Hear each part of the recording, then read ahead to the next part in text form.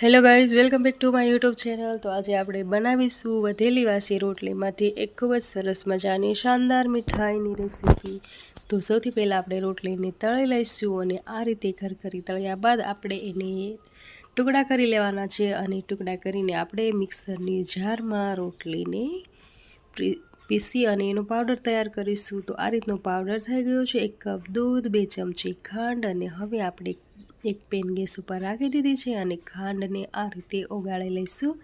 પાણી ઉમેર્યા વગર આપણે આ રીતે ખાંડને ઓગાળવાની છે અને હવે એમાં દૂધ આપણે 1 કપ ઉમેરી દીધું હતું અને દૂધ ગરમ થઈ જાય એટલે આપણે રોટલીનો જે પાવડર તૈયાર કર્યો છે એને એમાં ઉમેરીને સરસ રીતે મિક્સ કરવાનું છે અને પછી આપણે એક વાસણમાં એને આ રીતે સેટ કરી લેવાનું છે। થોડુંક ડ્રાયફ્રૂટ તો અહીંયા પર મેં બદામ ઉમેરી છે અને હવે આપણે એના પીસ કરી લઈશું। જો આ વિડીયો પૂરો જોવો હોય તો મારી